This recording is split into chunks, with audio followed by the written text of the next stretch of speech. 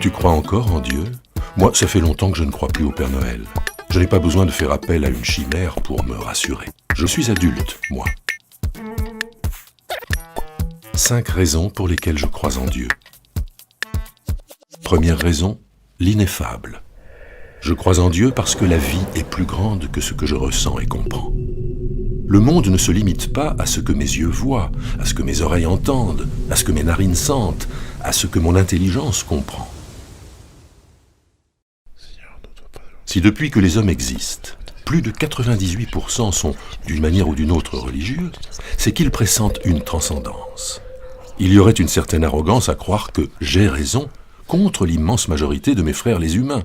Cette transcendance, qu'est-ce que j'en fais? Je l'ignore ou je l'explore? Deuxième raison, la grâce. Je crois en Dieu parce que dans la Bible, il est dit que Dieu est amour et que Dieu fait grâce. Dans ma vie, j'ai été aimé et j'ai vécu des moments de grâce. Qu'est-ce que j'en fais? Je considère que ce sont des coups de chance ou j'explore ce qu'ils signifient. Un psychiatre disait que dans son cabinet, il entendait tous les jours la question du mal, mais qu'il n'avait jamais entendu la question du bien. Cette question, je veux la poser. Pourquoi est-ce qu'il y a des hommes qui sacrifient leur confort au nom de la justice? Pourquoi est-ce qu'il y a des femmes qui sont prêtes à mourir pour sauver leur enfant?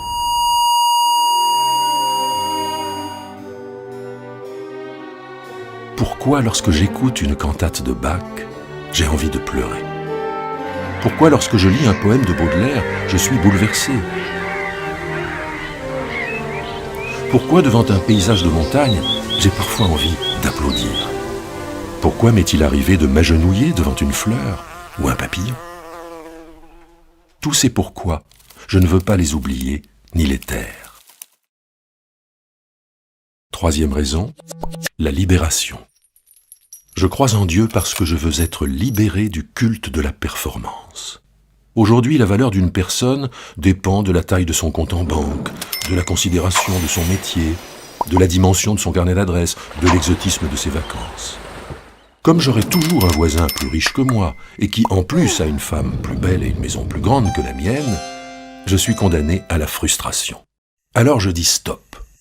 Dans la Bible, il est écrit que pour moi, petite poussière d'étoiles perdue dans l'immensité de l'univers, un jour, un Dieu a tout donné et qu'il en est mort. Quand je rencontrerai ce Dieu-là, il ne me dira pas pourquoi je n'ai pas été mon voisin, il ne me dira pas pourquoi je n'ai pas été ceux que j'ai enviés et admirés, il me dira « Pourquoi n'as-tu pas été toi-même » Je suis conscient de mes défauts, de mes peurs, mes avarices et mes échecs, et pourtant, je crois que je suis aimé, que ma vie a été précédée par le désir de Dieu et qu'elle s'achèvera dans son amour. Quatrième raison, la Bible. Je crois en Dieu parce que dans la Bible, il y a des versets qui me challengent. J'ouvre le livre et je lis. Tu aimeras ton prochain comme toi-même. Choisis la vie. Soyez toujours joyeux. Là où le péché a foisonné, la grâce a surabondé. Ou encore, que votre parole soit toujours accompagnée de grâce, assaisonnée de sel. Et quand j'essaye de le vivre, ça donne du goût et du sens à mon existence. Bien sûr, je pourrais vivre en me laissant conduire par les rencontres et les événements, mais j'ai choisi une autre voie, de me laisser bousculer par l'Évangile. Cinquième raison, le sel. Pourquoi je crois en Dieu? Je n'en sais rien. Vous n'avez qu'à le lui demander. C'est lui qui m'a fait. Ce n'est pas moi qui l'ai inventé. Le défi, c'est de savoir ce que je fais de cette croyance.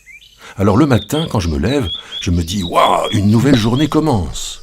J'essaye de prendre un temps de méditation pour penser à ce que j'aime et pour habiter le jour qui vient. Le soir, avant de m'endormir, je pense à ma journée.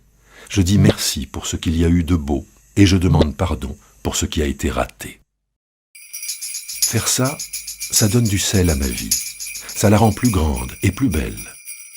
La vie avec Dieu, c'est la meilleure voie que j'ai trouvée pour alimenter mon espérance, ne jamais me résigner à l'habitude et lutter contre la dégradation de l'émerveillement.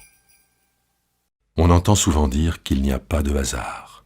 Mais si ce n'est pas le hasard, alors c'est quoi ?